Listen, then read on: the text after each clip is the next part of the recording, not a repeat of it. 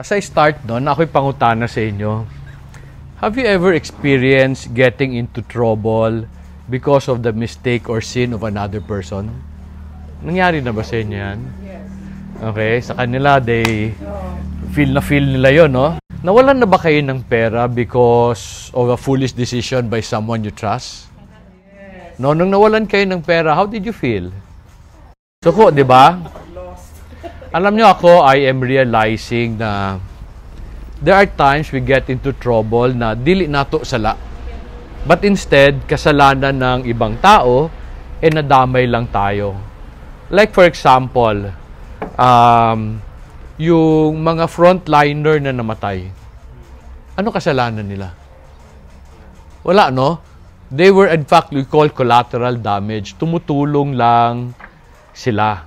And then namatay pa. You know, ako, I'm learning na, yun na nga, na ang decision natin affects other people. Kaya sa Similia training, sa character training namin, yung leadership development at saka reboot, meron kaming part doon, that we call group penalty. Alam yun ni Yvonne, no? Group penalty. Meaning, may gumawa na kasalanan, mapapunish yung iba. To show them that our decision does not only affect us, but also affects those around us. Maski yung walang kamuwang-muwang.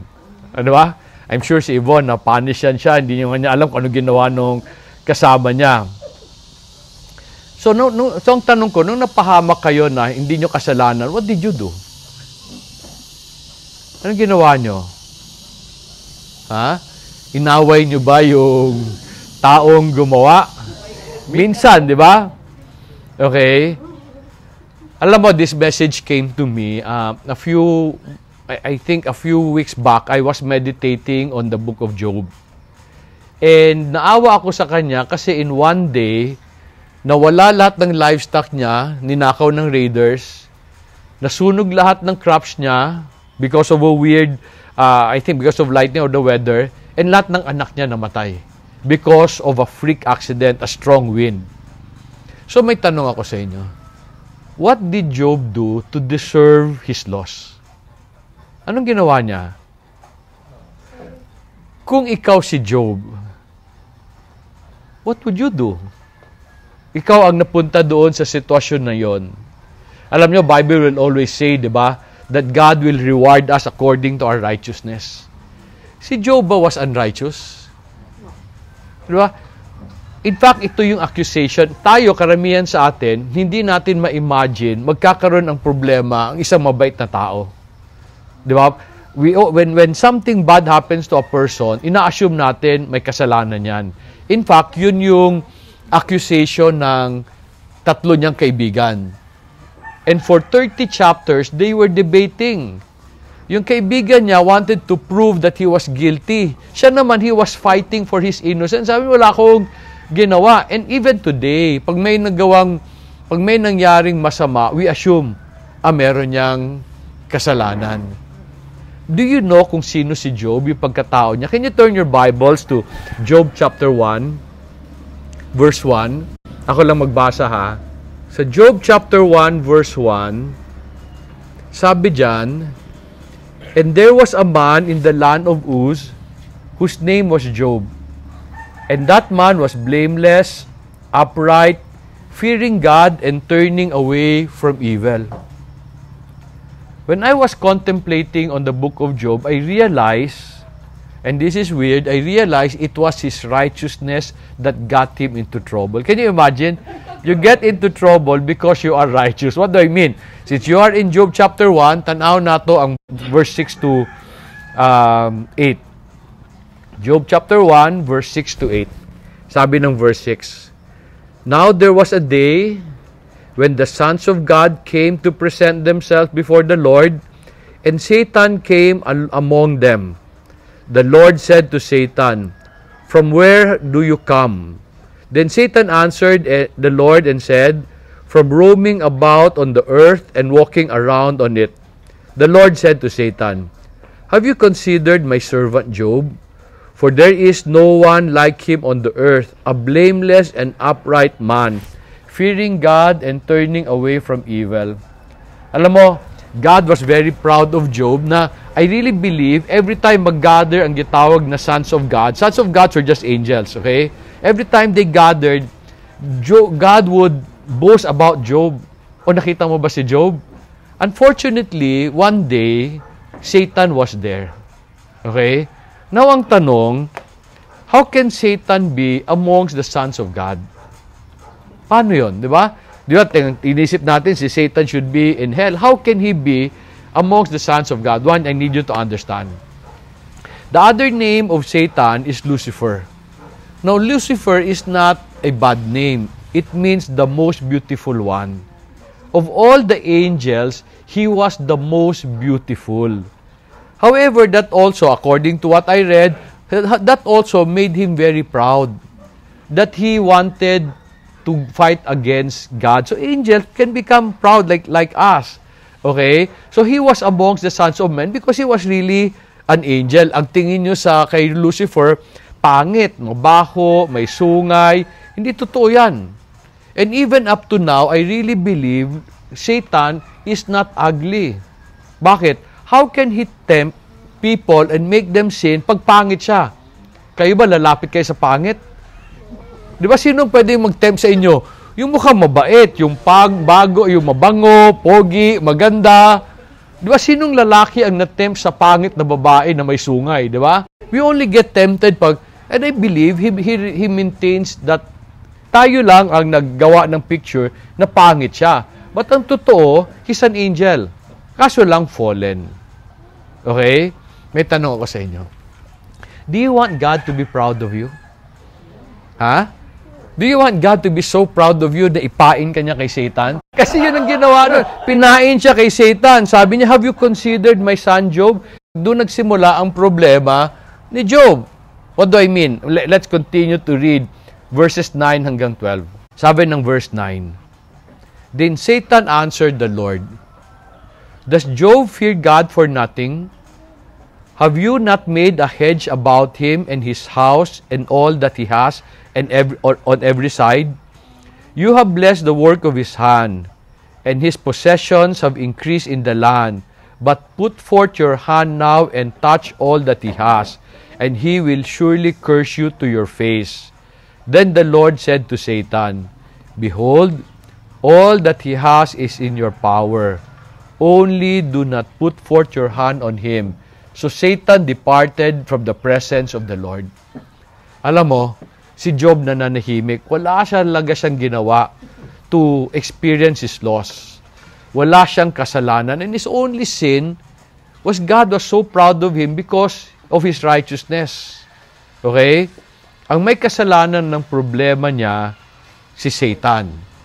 As most of us believe, na may kasalanan sa problema natin, si Satan, like even today, you listen and people would say, this is the work of Satan. Okay? Kaya God will soon end the world. So, si Satan parati ang most of the time siya may problema. Pero ang tanong ko, what did Satan say to God? Now, if God was so proud of Job, di ba dapat protektahan niya? What did Satan say to God na made God allow him to hurt Job? Why did God accept the challenge without hesitation? Di ba ikaw Virgie, if sabihin ko, tingnan natin niya kung mabait talaga si Yvonne, parusahan, pahirapan natin, would you say yes? I don't think so. Si Yvonne, si Virgie would say, alam ko mabait anak ko. Okay na yon. Di ba God could have said, di ba? Alam ko mabait si Job. Wag mo nang galawin si Job kasi wala naman siyang kasalanan.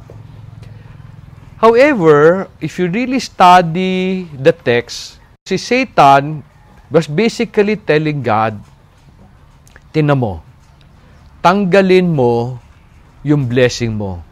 And makikita mo ang totoong ugali ni Job. So, Satan challenged God. Okay? He wanted to prove God was wrong. Kang kawawa si Job, so pumayag si God. Kayo ba gusto nyo magngyayaring ganon? Yung para bang, di ba, test lang, di ba? So if you think about it, he became a pawn. Di ba? He became a pawn in the battle between good and evil. So kawawa naman siya, kayo, you want that? may tanong pa ako do you like reading Job? Do you like reading the book of Job? Whenever you read the book of Job, bakit ayaw nyo? Hadlok saan? Takot kayo na mangyari sa inyo. When I was reading Job, I was also struck by Job chapter 3 verse 25. Job chapter 3 verse 25. Kung takot kayo na mangyari sa inyo yung nangyari sa kanya, I realized takot din si Job mangyari sa kanya yung nangyari sa kanya. In fact, it was his fear. Sabi ng verse 25, "For what I fear comes upon me, and what I dread befalls me." Yun yung imagine, ang mabait na tao, natatakot din na mangyari kasi ito ang posible na mangyari. Ako, I used to be uncomfortable whenever I read the book of Job. And nakakatakot talaga. And then I realized, ang kay Job. Hindi mangyayari sa inyo yung nangyari kay Job. Pero, ang atin. Meaning, it is also possible na mangyari sa atin in some form. Hindi lang katulad nung kay Job na nawala lahat. Okay? So let me ask you again. When you suffer because of the foolishness of others, what will you do? And what will you tell God? Kung nahirapan ka na, what will you tell God? You grumble, di ba? You complain. You will ask God bakit. Maghahanap ka minsan ng sisi kung bakit nangyari yan. Tingnan natin paano nag-respond si Job. Balik kayo sa Job chapter 1. And this time, let's read verse 20 to 21.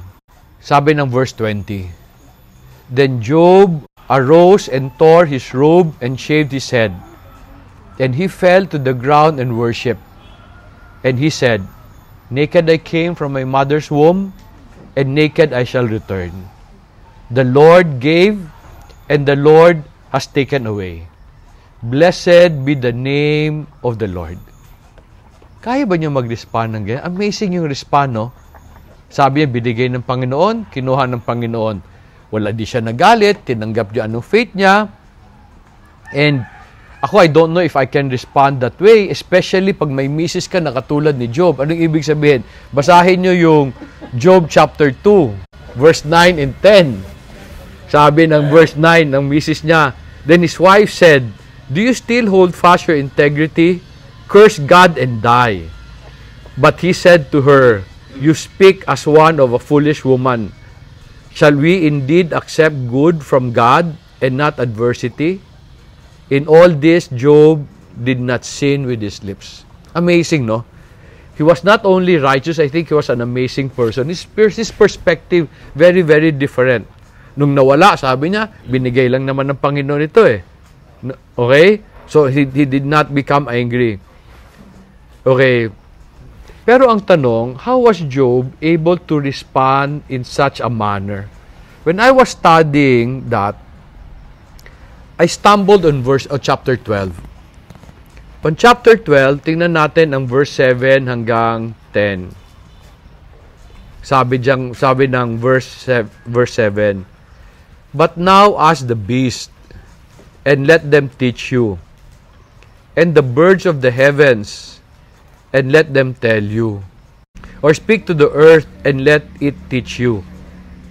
And let the fish of the sea declare to you.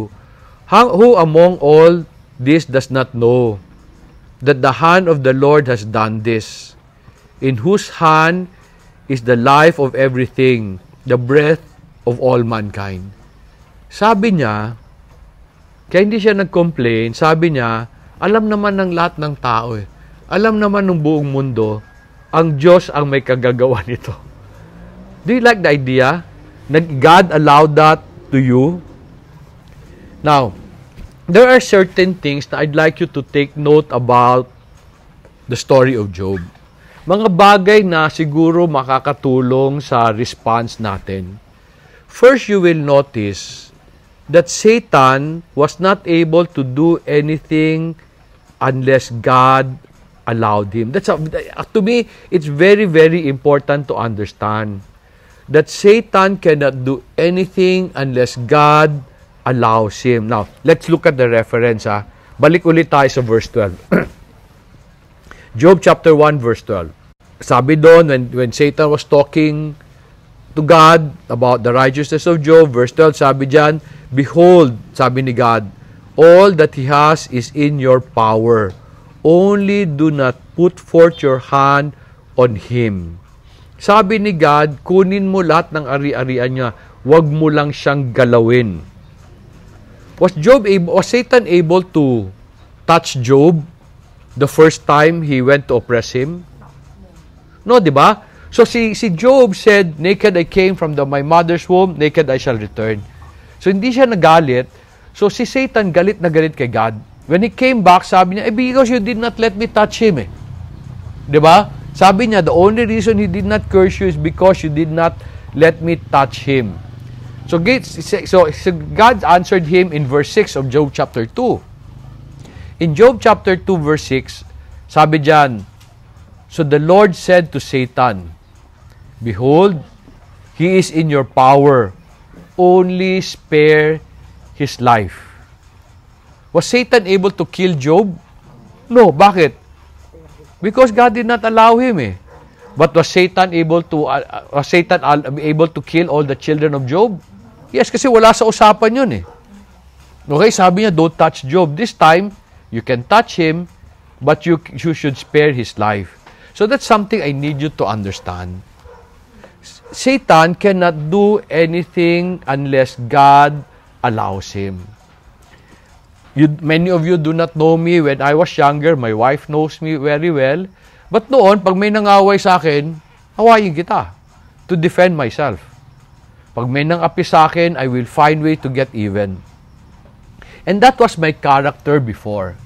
And then when I learned that Satan cannot do anything unless God allows him, I realized that people cannot do anything against you unless God allows them. Ulitin ko ha. If God can prevent Satan from doing something against you, he can always prevent people from hurting you. So ngayon, instead of getting angry with my situation, in my mind, I always say, Lord, ba't mo pinayagan? Bakit mo pinayagan? Okay? So I ask, ano tinuturo mo? However, as I do that, I also ask myself, meron ba akong kasalanan to warrant this problem? Minsan meron. And so we have to resolve the problem. Minsan wala. Katulad ng I ask you, di ba? Have you ever suffered because of the sin of others? And sabi nyo, oh. So I realize, minsan may dumadaanan tayong problema na wala naman talaga tayong kasalanan. Okay? But still, ang tanong, bakit di God pinayagan? You know, today, I do not consider Satan as an enemy. However, I do not also consider him as a friend. Pero, he has nothing to do with me. Maski I know sometimes God uses him to oppress me, I believe at the end of the day, ang kaaway talaga natin, kung magka-problema ng tayo, si God. Okay? Because God allows it eh. Can God prevent this person from, can God prevent the person who hurt you from doing what he did? Pwede, di ba? Pero ba't niya pinayagan? Parang for example, itong pandemic na to, people consider the pandemic as a curse. And they have been looking for, sino may kasalanan? China ba? US ba? Or minsan, in the church community, si Satan yan, di ba? Kaya minsan kawawa yan si Satan na pagbibintangan sa lahat ng problema ng lahat ng tao. Ang tanong ko, kagagawan ba to ni Satan? Now, if you've been following Keepers or ang Facebook page ko, one time I said, I really believe this, COVID is just a reflection of the mismanagement of the world. Ano ibig sabihin? Diba? I said, the way we raise our livestock, dami. Okay, in one place. So how can you prevent the disease? You are encouraging the disease. The way we plant our crops, grabe ang fertilizer. The way cities are congested. So dito kasalanan ni Satan, I really believe it's our sin. Di ba? Okay? However, when we blame Satan, minsan naguhugas tayo ng kamay na hindi natin kasalanan. Okay? However, God still allowed this. Ang tanong, bakit? Recently, I asked people what they learn about themselves during this pandemic.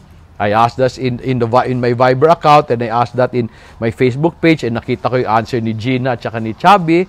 Mabuti lang, nagbabasa rin pala sila. Okay? Pero there were 3 things people said basically. One, sabi nila, I realize I am blessed. Can you imagine? In the middle of the pandemic, na-realize, ay, blessed pala ako. Kasi they got the chance to evaluate kung anong meron sila. So before this, when everybody was very busy, hindi nila nakikita kung ano nang meron sila. And then most of them said, I realize I can live with less.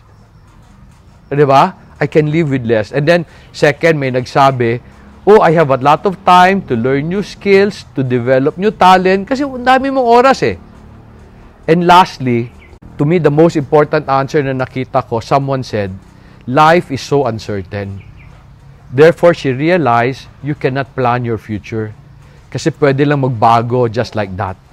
And I think I thought that was a very nice, diba kasi tayo, especially sa corporate no, puro tayo vision, projection, diba? Kala natin we can plan the future. Nobody can plan the future. Okay, pwede lang mawala just like that. Okay? And so, itong pandemic na to, is this a curse or a blessing? To one side, it is a curse to people who do not understand. On another side, it is a blessing. However, the curse or the blessing depends on how you see God. What do I mean how you see God? If you think He's a God who just uses you as a pawn between in the fight between good and evil, He's not a nice God. However, but if a good God who allows you to go through certain things in order to bless you, okay lang. It can be a blessing. So, depende yan. And recently, I learned something interesting. Alam niyo yung kanta na, when God closes a door, He opens a window. Alam niyo yun? Diba? Meron ganun yung I think kay Joseph yan, di ba? Okay? I realized that is not the case. Kasi a window is just an escape. Okay? I realized that when God closes a door, He is telling you to go to another door. Di ba sinara niya eh? A window is an escape. Pag sinara niya yung isa, is asking you to go to another door. One of the things I learned recently, I was studying this idea. If you follow yung aking Facebook page, meron din akong bagong pinablish doon. Sabi ko doon, there can be no success without failure. Because there's something I learned about failure. Failure tells you where not to go. Nobody makes plan to fail. Pero pag nag-fail ka, sabi ni God, wag ka dyan.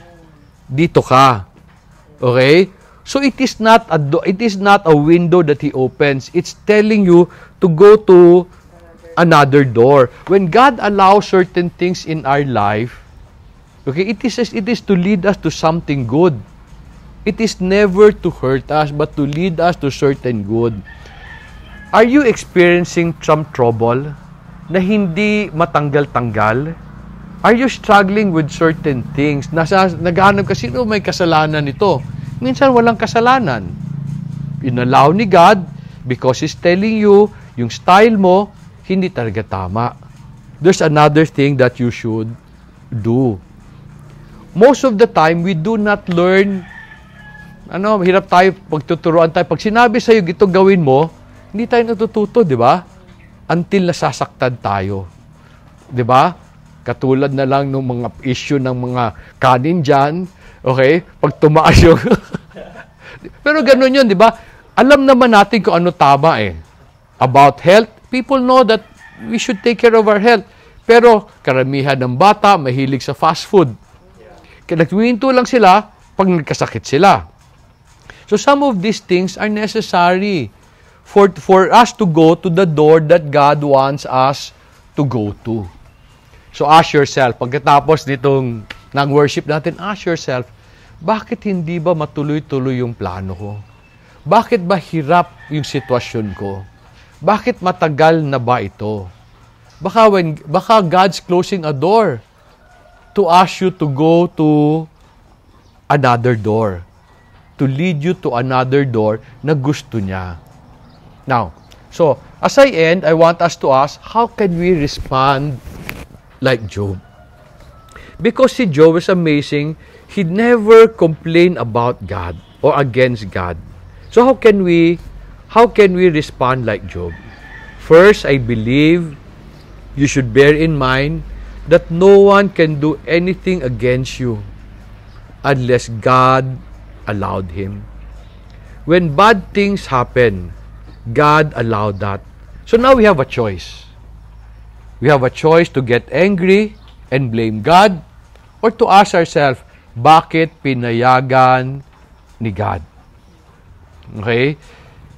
I have been training myself recently or for the past few years to always believe na lahat ng nangyari sa aking masakit may magandang patutunguhan. I just have to understand ano yun. So I have certain struggles that I'm still going through. I'm still looking for ano yun. Pero meron parang talagang maganda yan. But I have to convince myself or decide to have a mindset na walang bibigay si God na hindi maganda. Maski pangit. Like for example, this COVID thing. I really believe this is good. I have been against globalization. Bakit? Kasi some countries will now dominate other countries. Like for example, according to what I read, like almost half of everything produced comes from China. That is unfair. Okay? So COVID is preventing that. To force other countries to develop themselves. So COVID is good in a certain sense. Okay? The Philippines stopped becoming an agriculture country. Bakit? Kasi pwede tayo mag-import eh. Pag kulang ng bigas, mag-import tayo. Instead of solving our problem, importation became an option. So wala na tayong motivation maging self-sufficient. So COVID stopped that. Okay? So if you think God is good, you will find the good in your situation. Ang next na gusto ko sanang maalala ninyo, or remember always, is that if God can bless you in the past, God can also bless you again, in spite of the situation. Today, many people are depressed. Feeling nila wala ng pag-asa. And I've been telling them, do not stop working. Pag gumanda to, at least makaka-recover ka. Pag nagtamad ka, walang mangyayari sa'yo. So God can bless us again. Anong proof ko? Can you go to Job chapter 42? Job chapter 42.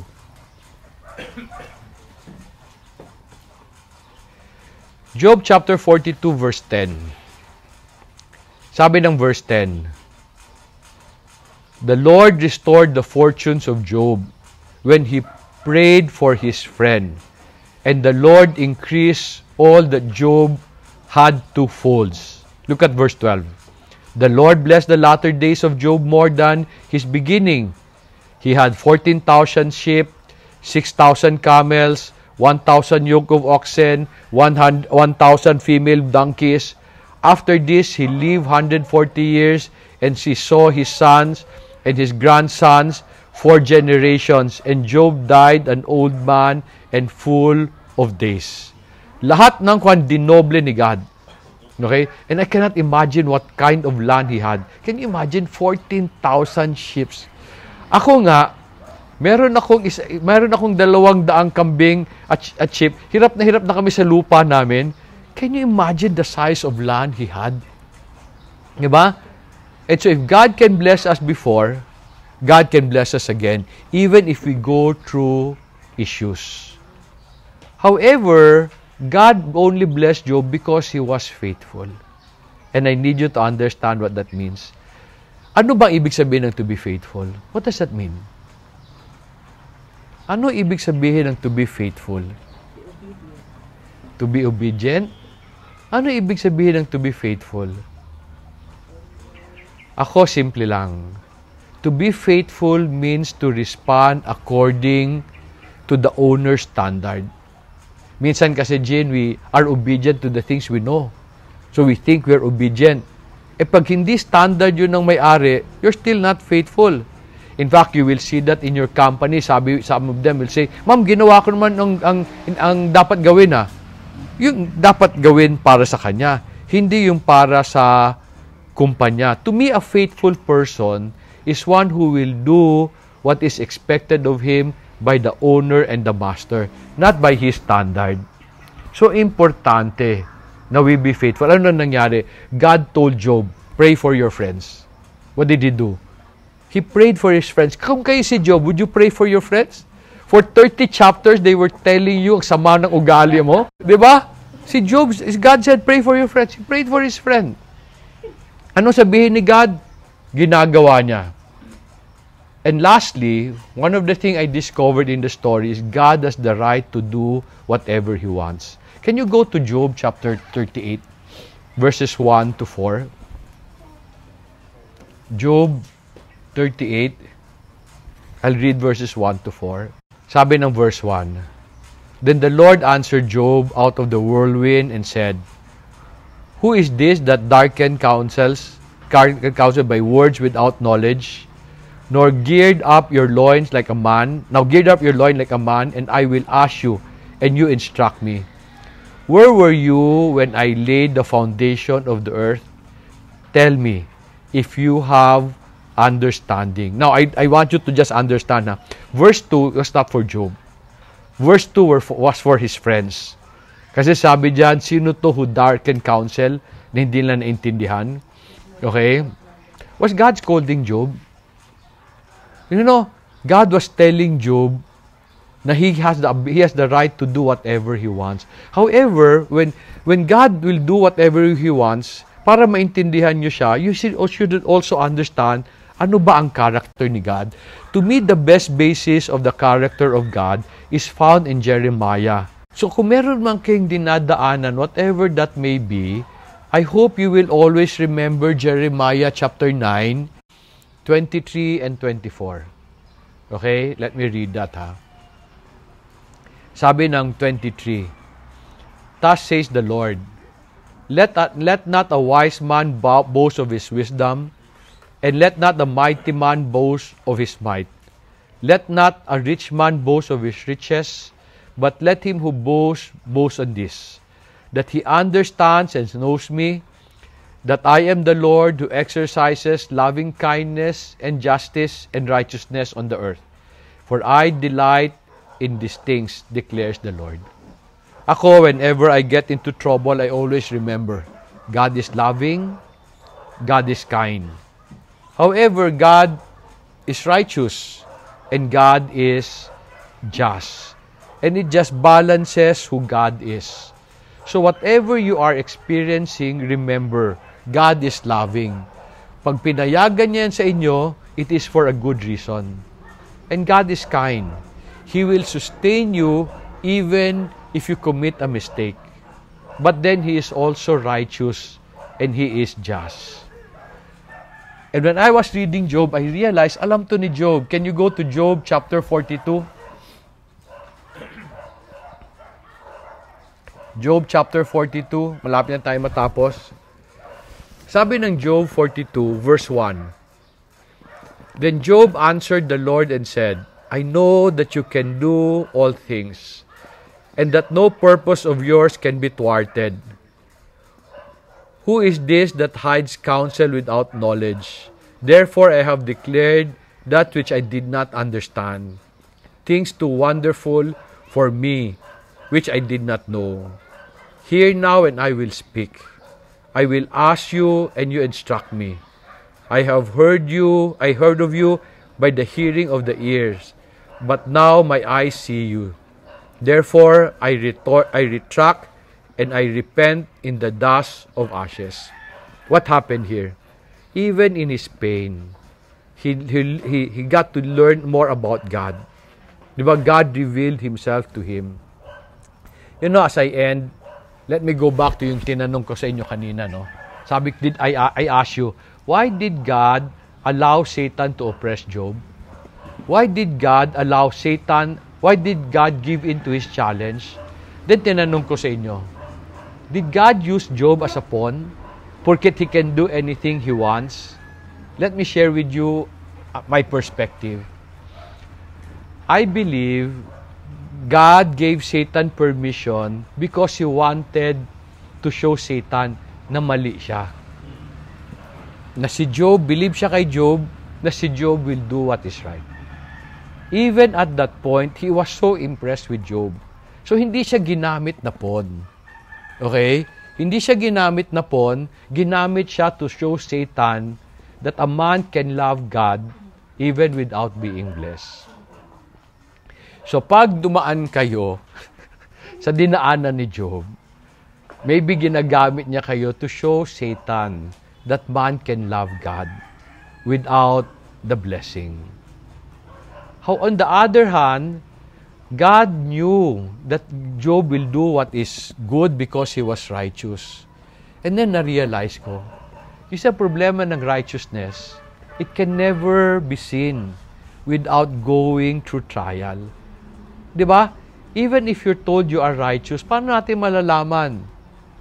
So he had to allow Satan para rin makita ng lahat ng tao yung righteousness ni Job.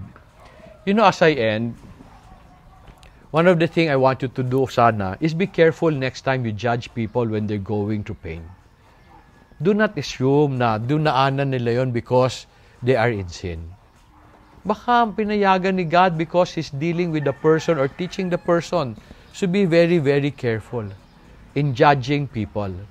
Okay? Ako, I try my best. No, maski alam ko may kasalanan. I cannot. Okay? Baka mamaya ako magkaroon ng kasalanan. That they have to pray for me like Job had to pray for his friend. So when you suffer because of other people's mistake, remember, God can remove your problem if He wants to.